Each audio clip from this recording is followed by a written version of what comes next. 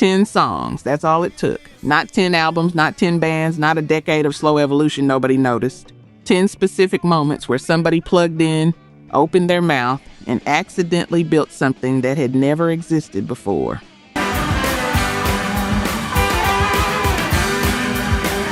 You know these songs. You've heard them on late night radio, blasting from car windows, stretched out in some basement with the speakers turned up past what they were designed to handle.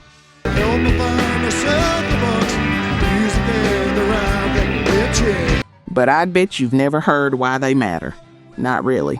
Not the full story, because these weren't just great songs, they were the blueprints.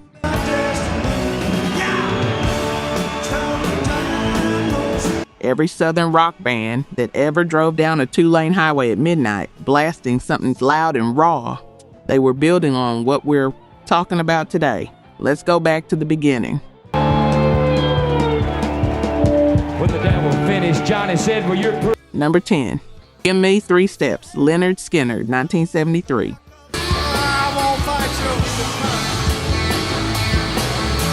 Ronnie Van Zant wrote this song on the drive home from a bar in Jacksonville, Florida. And here's why that matters. Because they wrote it that night, not a week later. Not when the adrenaline had cooled down and he could frame the story with a little distance. That night, still shaking.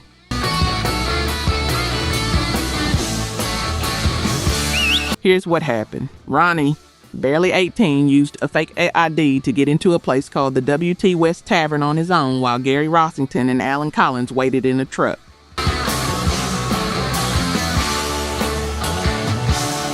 Outside, he started dancing with a girl named Linda. Her boyfriend walked in, and the boyfriend, according to Rossington, reached for something in his boot.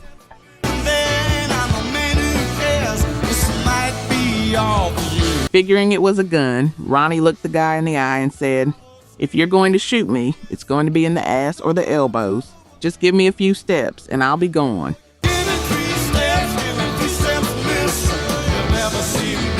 The guy let him go. They wrote the song in the truck on the way back. Now listen, that story alone is interesting. But what Lynyrd Skynyrd did with it is what makes Gimme 3 Steps one of the foundational documents of Southern rock.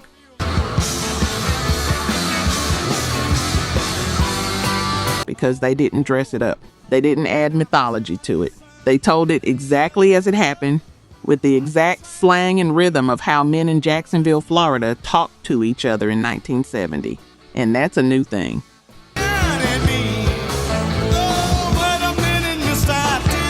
Blues had always been autobiographical. Country had always been autobiographical. But rock and roll in the early 70s had started floating toward the cosmic and the abstract.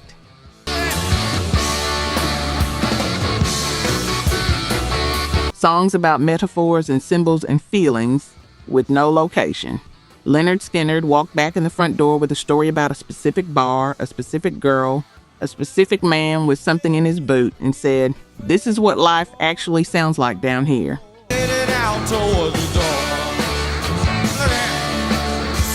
The first single from their debut album in 1973 didn't even chart on the Billboard Hot 100.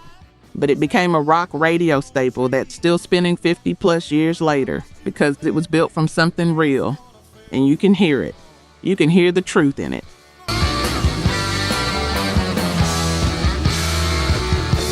If you've ever been in a bar when something goes wrong and had to talk your way out of it, you already understood this song the first time you heard it.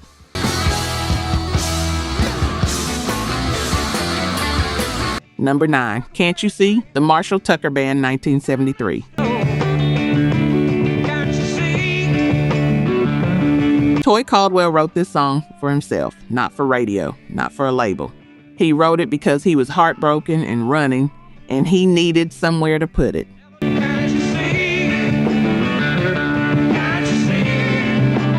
The Marshall Tucker Band came out of Spartanburg, South Carolina, a place nobody was paying attention to in 1972. They signed to Capricorn Records in Macon, Georgia, which was quickly becoming the beating heart of a scene that didn't have a name yet.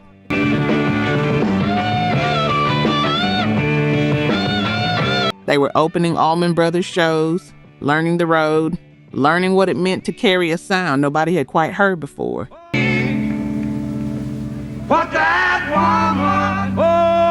And in their debut album, released April 1973, the same year Lynyrd Skynyrd dropped theirs, they put this song at the front, Can't You See?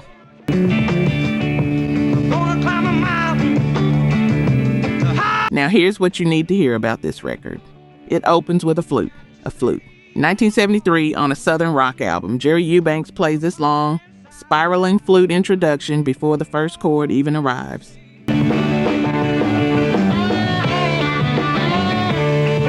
And instead of sounding out of place, it sounds like the most natural thing in the world, like something winding through pine trees at dusk, searching.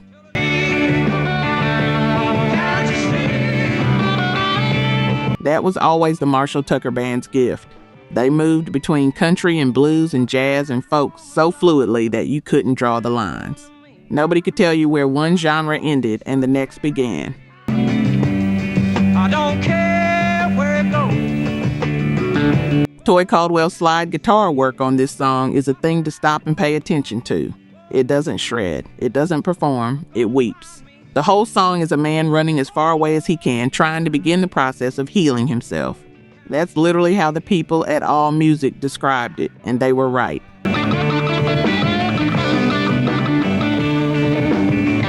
The darkness in those lyrics is real. Gonna find me a hole in the wall, gonna crawl inside and die. Here's what gets me. The song barely charted on initial release. Nobody heard it. Gonna buy a ticket as far as I can. Then it got re-released in 1977 and became a completely different kind of phenomenon. 4 years after Toy Caldwell poured himself out onto tape in a studio in Macon, Georgia, the world finally caught up. That's a specific kind of patience.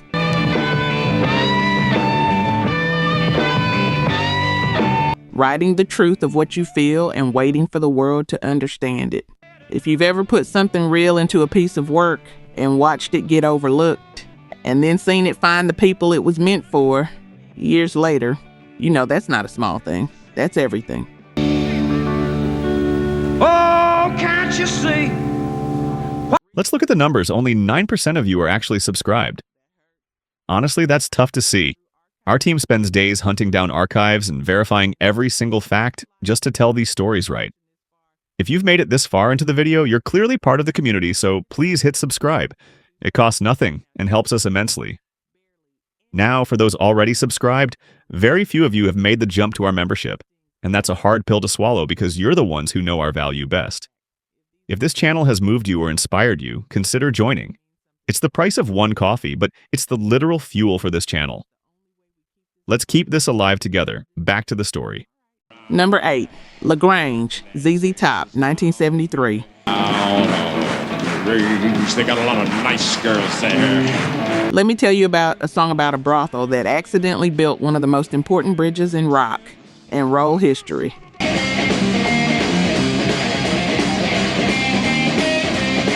Billy Gibbons, Dusty Hill, and Frank Beard, 3 Texans who had been grinding the Southern Circuit since 1969, 4 years of dusty roadhouses and bar fights and not enough money, finally got their hands on something in 1973 they couldn't let go of.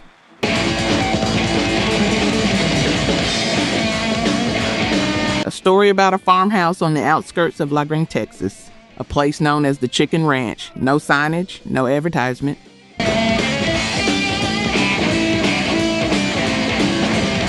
Just a century of quiet, open secret reputation as a place where local politicians, college football players, and anyone who knew where to look could find a specific kind of welcome.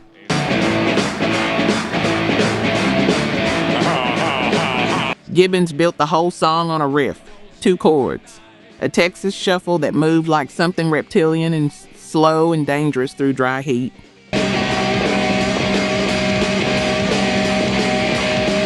He knew exactly where the bones of that riff came from, John Lee Hooker's Boogie Chillin' from 1948.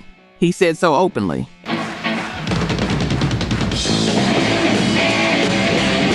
In fact, a music publisher sued ZZ Top in 1992 claiming infringement. The case went all the way through federal court before a judge dismissed it in 1995.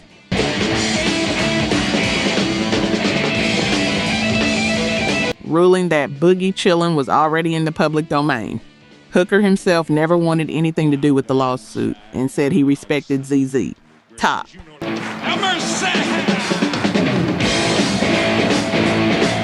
And here's the thing about that whole story. It proves the point. Grange is a direct transmission line from Mississippi Delta blues in 1948, straight into 1973 Texas rock and roll, completely uncut, no dilution.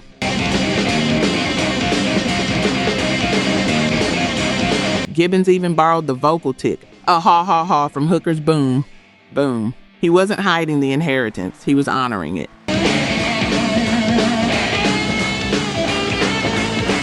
Now, the song came out in July 1973. The album Tres Hombres hit number 8 on the Billboard 200. And the Chicken Ranch, If you wanna go on, you down a hole. According to legend, the combination of the song's popularity and a Houston TV station's investigative reports is what finally brought authorities to shut it down. The same year the song came out.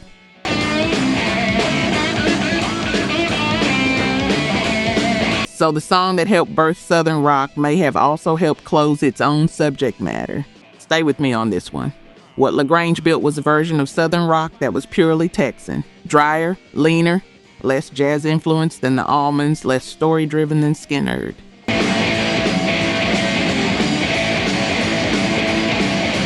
Just a riff, a groove, and a grinning refusal to explain itself. And that opened a whole other door inside the genre.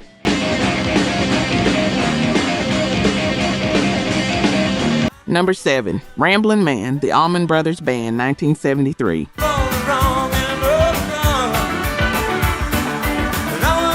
Dickie Betts almost gave this song to Johnny Cash. I know. Stay with me. Betts wrote Ramblin' Man during the sessions for Brothers and Sisters, which was the most chaotic album the Allman Brothers ever made.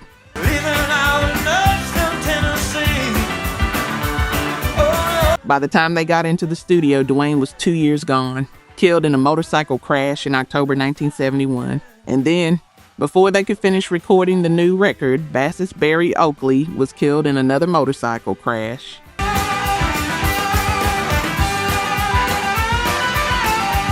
One mile from where Duane died. October 1972, exactly 13 months later.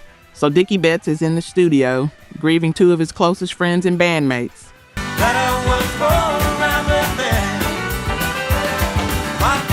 Trying to figure out what the Allman Brothers even sound like without the 2 people who helped define their sound. And he writes this song. Country. Bouncing. Sunlit. Almost playful.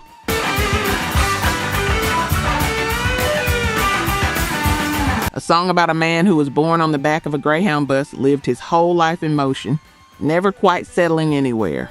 When he played it for the rest of the band, Betts actually thought it was too country for the Allman Brothers to record.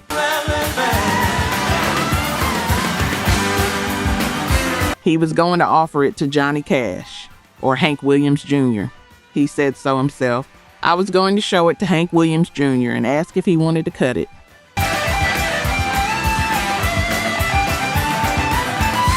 Gregg Allman heard exactly 2 notes and said absolutely not. Hell, that song cooked. The song was released in August 1973.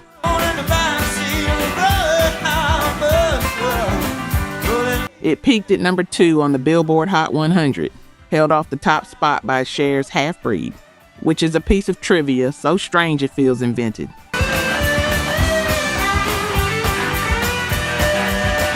It became the first and only Allman Brothers song to crack the top 10. And the song that Betts thought was too country for them, it became the sound the whole world associated with them.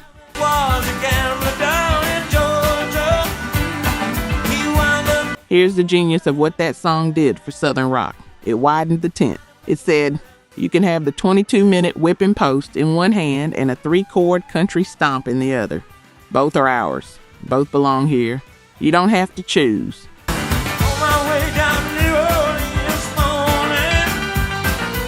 And that argument that Southern rock doesn't have a ceiling and doesn't have a floor became the genre's greatest strength. And if you're nodding right now because you own the Brothers and Sisters album and you know exactly what song comes on after this one, you're not alone. I hear you.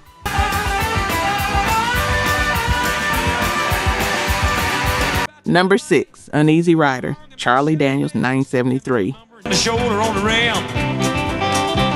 Went as far as I could and went to stop the car. This one doesn't sound like Southern rock at first, and that's exactly the point. Charlie Daniels by 1973 was 47 years into a life spent playing music and about 2 years into finally being taken seriously. The gun racks and the mag wheels and four on the floor. Well, he looked at me and He had played bass on Bob Dylan's Nashville sessions, Nashville Skyline, Self-Portrait, New Morning. He had co-written a song that Elvis Presley cut. He had produced albums for other artists. and he was still bent over holding on to his knee, but everybody else was looking and listening to me. He knew his way around a recording studio the way most people know their way around their own kitchen. And then he wrote Uneasy Rider, a talking blues, a spoof on Easy Rider. They were just taking my car down off Jack's. I threw the man at 20 and jumped in, fired that mother. A story told in rapid-fire Southern vernacular about two men driving to New Orleans who end up in a bar fight with a bunch of rednecks after the... I stuffed all my hair up under my hat, went and told the bartender I'd had a flat. Narrator starts accusing one of them of being an FBI informant. Pure comedy. Barely a song, technically speaking. It hit number 9 on the Billboard Hot 100 in 1973.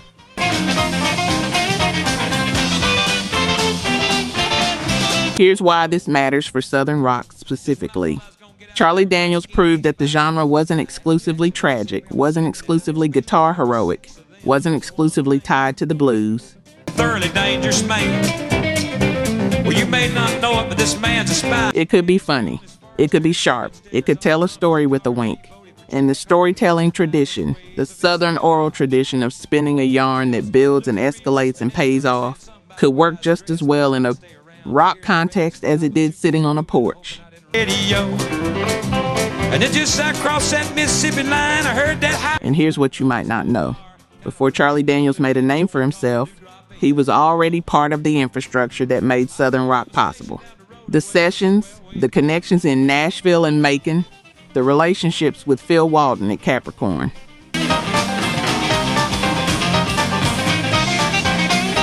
He was threading the needle between country, blues, and rock before those threads had names. Without Charlie Daniels stitching all three traditions together, the sound has different edges. He let out a yell that'll curl your hair, but before he could move, I grabbed me a chair and said, "Watch him, folks." Some people say he was more country than rock. Some people say he was more novelty than serious art. I've read those arguments. I just ordered up a beer and sat down at the bar, and some guy walked in and said, "Who owns that car?" But here's the thing about that era. Nobody who was actually making the music cared about those distinctions. They just played what was true. And whether you categorize it or not, that song crossed lines. And crossing lines is how genres get born. Baptist church, and I ain't even got a garage. You can call home and ask my wife. Number 5, Free Bird, Leonard Skinner, 1973-1974.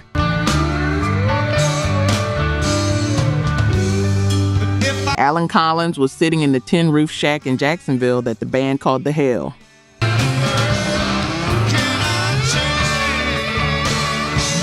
House when he played the chords, it was stiflingly hot.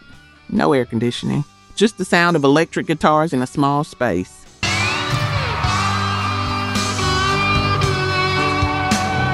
And Collins had this progression, these chords that he'd been working on for 2 years, off and on, never quite finishing. He played them for the band.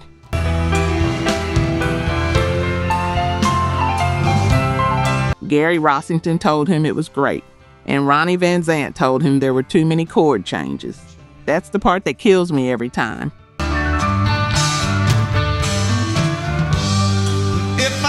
The song that would become the single most requested song in rock and roll history, to the point where shouting "Free Bird"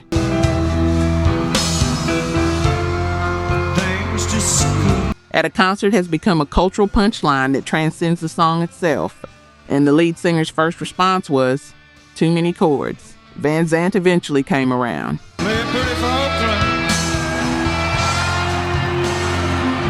He had Collins and Rossington play it over and over, just the music, for hours, until the words arrived. When they arrived all at once, the slow, searching ballad about a man who can't be held.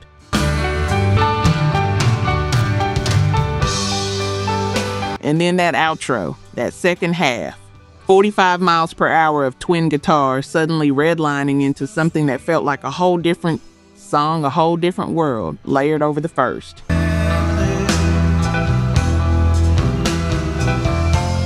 MCA Records didn't want to release it as a single. Too long, they said. No one will play it on the radio. Lynyrd Skynyrd told them no. They cut a shorter version for single release, and even then,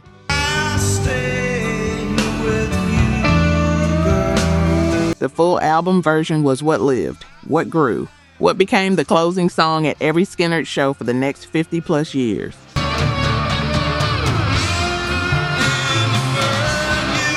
It was recorded in April 1973 at Studio One in Doraville, Georgia, released as a single in November 1974, peaked at number 19 on the Billboard Hot 100.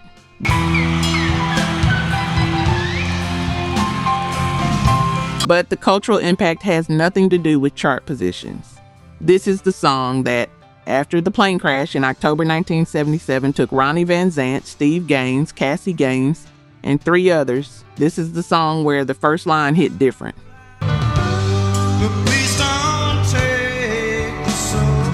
If I leave here tomorrow, would you still remember me? Johnny Van Zant, Ronnie's younger brother, took over the band in the 80s. For years, he couldn't sing Free Bird. The band played it as an instrumental while the crowd sang the words back.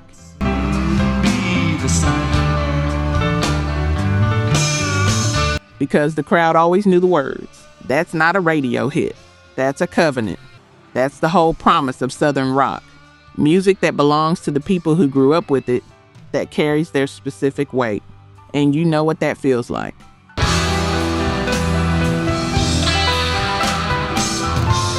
Number 4, Green Grass and High Tides, The Outlaws, 1975.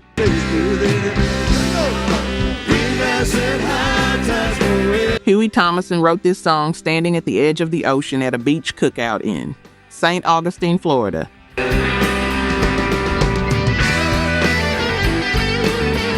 Nobody had remembered to bring their guitars, so he stood there alone watching the water, and he started imagining. What if Jimi Hendrix was here? What if Janis Joplin? What if Jim Morrison?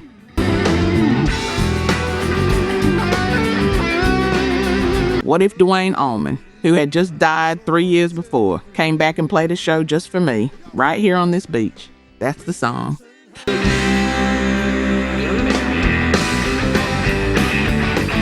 A ghost story about rock and roll's lost dead, told through triple guitar interplay. That sounds like it could raise them.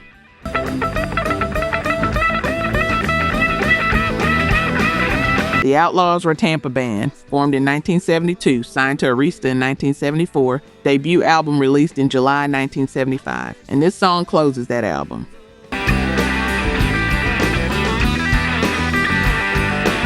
"10 minutes long, never released as a single. Too long for radio." But on FM, the album-oriented rock stations that were just starting to flex their power over programming in the mid-70s, it found its people immediately.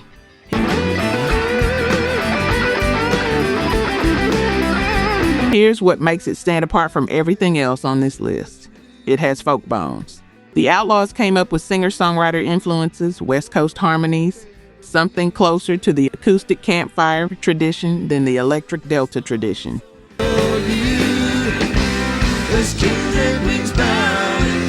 And when they crossed that folk lyric sensitivity with 3-guitar Southern rock architecture, something completely new appeared.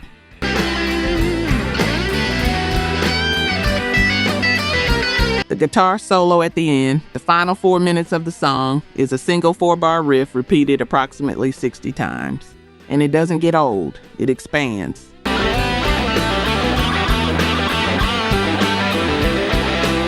Every time it comes around, it feels slightly different, like something building toward a conclusion that never quite arrives.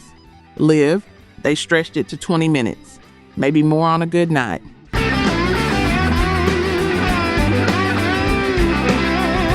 Molly Hatchet later gave them a shout-out in their song, Gator Country.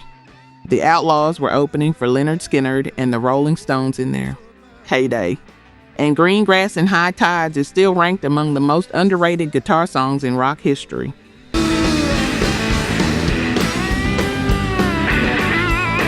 But here's what I think about when I hear it. Thomason standing at the water's edge with no guitar, grieving the dead, imagining them back. That's what the song actually is.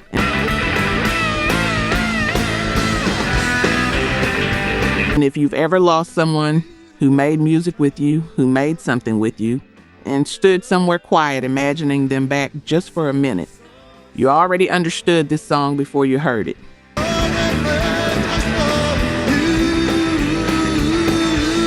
Number 3, Sweet Home Alabama, Lynyrd Skynyrd, 1974.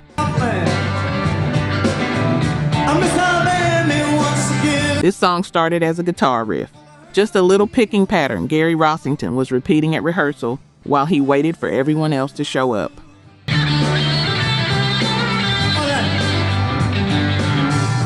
Ronnie Van Zant walked in, heard it, and said they needed to build something around it.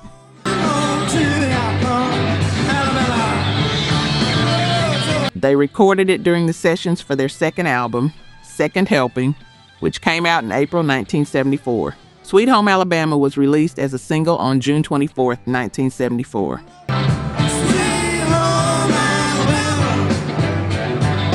It entered the Billboard Hot 100 at number 93 in late July.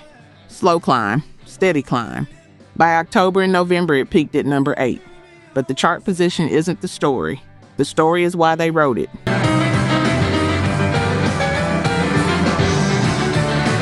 Neil Young had released Southern Man in 1970 and Alabama in 1972, both of them sharp critical indictments of the South's history.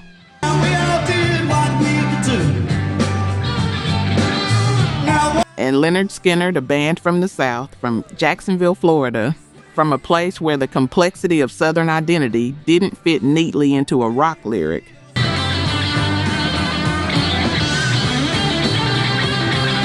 They heard those songs and felt something complicated, not just anger, something more layered than anger. They wrote the most famous answer record in rock history.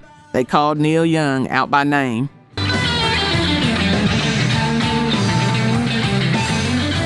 I hope Neil Young will remember, a Southern man don't need him around anyhow. And then they embedded something even more complicated inside the second verse, referencing Alabama Governor George Wallace and punctuating it with boo, boo, boo.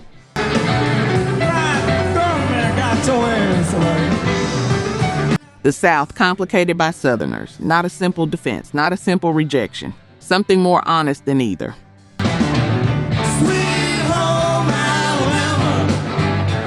Here's the thing most people don't know.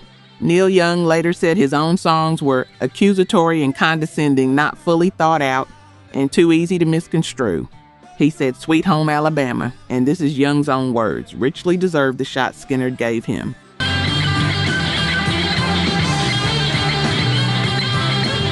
The two sides reconciled. Young wore Skynyrd shirts. Ronnie Van Zant was photographed in a Neil Young shirt.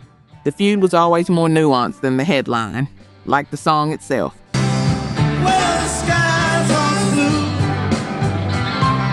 What Sweet Home Alabama gave Southern rock was a public identity, a declaration, a flag planted in 1974 that said, "We are here, this is our music, and if you want to understand us, you're going to have to sit with the whole complicated thing."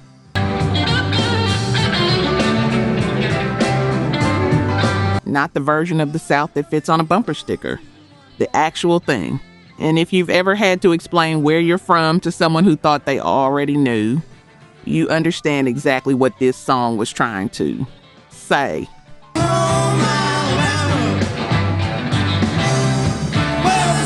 Number 2, Flirtin with Disaster, Molly Hatchet, 1979.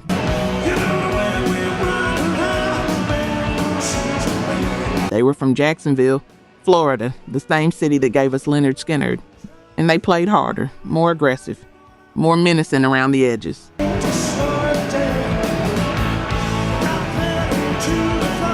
Molly Hatchet formed in 1971 and spent 8 years grinding before their second album cracked the world open.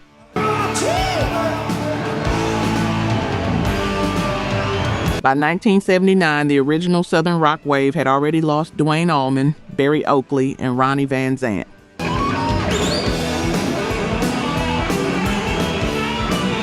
The genre was heading into its arena phase, more polished, more radio conscious, heavier on the production.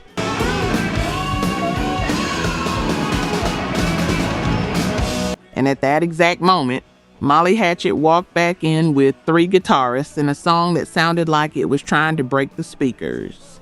Flirtin' with Disaster, written by vocalist Danny Joe Brown, guitarist Dave Hlubeck.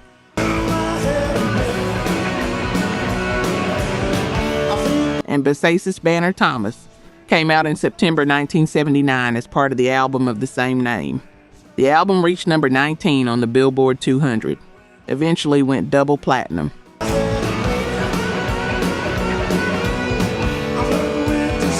The song peaked at number 42 on the Hot 100 and spent 10 weeks on the chart. But again, chart position isn't the story. The story is what the song meant in 1979.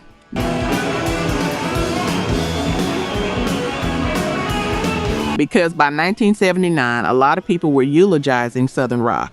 The Allman Brothers had broken up. Skynyrd was rebuilding after the crash. Capricorn Records was headed for bankruptcy.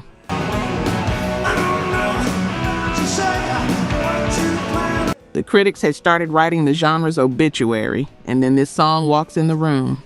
3 guitar parts moving simultaneously, each one doing something different, but locked together like gears.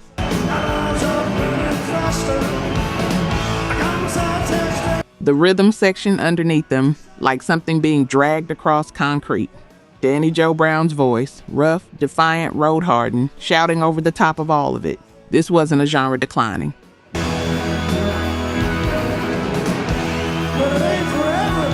This was a second generation proving the first generation hadn't built a ceiling. They'd built a floor, and Molly Hatchet intended to go higher.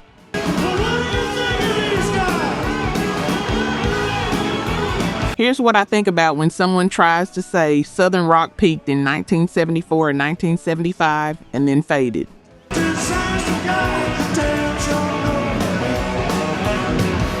I think about someone driving down the Pennsylvania Turnpike in 1979 in a beat-to-hell car with this song at full volume at 8 in the morning after playing a gig that didn't end until 3.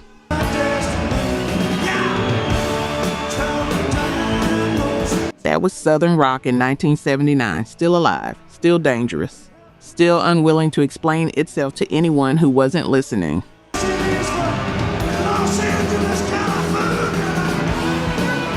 Number 1, The Devil Went Down to Georgia, Charlie Daniels Band, 1979.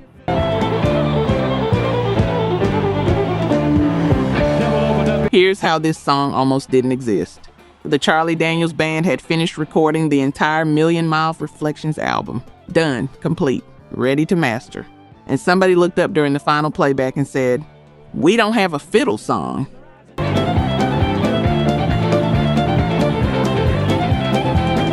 Charlie Daniels didn't know where the idea came from. He said so in interviews.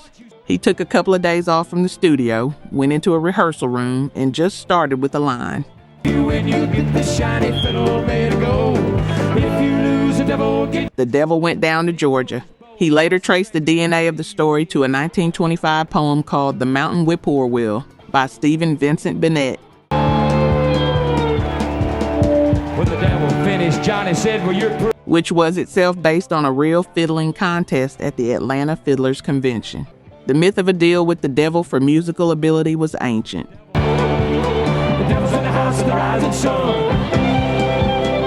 Charlie just updated it, set it in Georgia, named the kid Johnny, and gave the whole thing a tempo that made your blood pressure go up.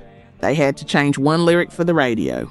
In the original, His case, and he said, "I'll start this show," and fire flew from his fingertips as he rolls and does. Johnny tells the devil, "I told you once, you son of a bee. I'm the best there's ever been." For the single version that aired on country radio, they changed it to Son of a Gun.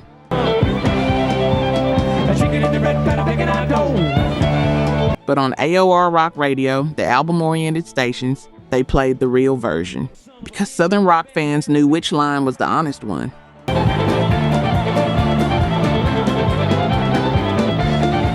The single was released May 21st, 1979. Hit number 1 on the Billboard Hot Country Songs chart on August 25th of that year. Peaked at number 3 on the all-genre Hot 100.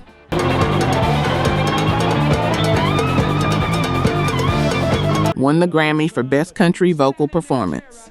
It became, by any measure, the most commercially successful Southern rock record since Sweet Home Alabama. Cause he knew that he'd been beat, and he laid that golden fiddle on the ground at Johnny's feet. But here's what it actually was. It was the moment the genre crossed every border it had ever respected. Country listeners owned it. Rock listeners owned it.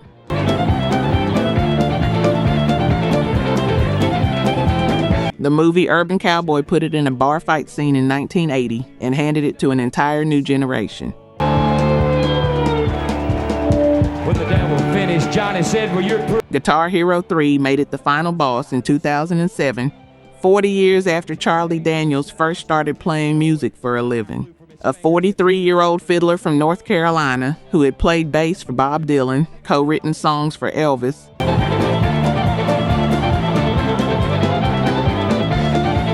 spent a lifetime as the guy behind other people's records, stepped into a rehearsal room because they were missing a fiddle tune, and walked out with the most recognized Southern rock song in history.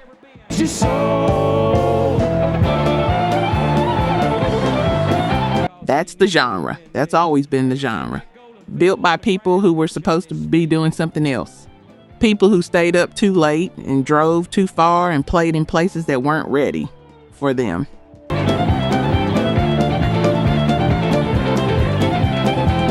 People who took the blues from one generation and the country from another and the rock from somewhere else entirely and refused to put them back in separate boxes. That's what these 12 songs built. That's what we're still listening to. his bow, and he pulled his bow across the strings and it made an evil hiss. Then a band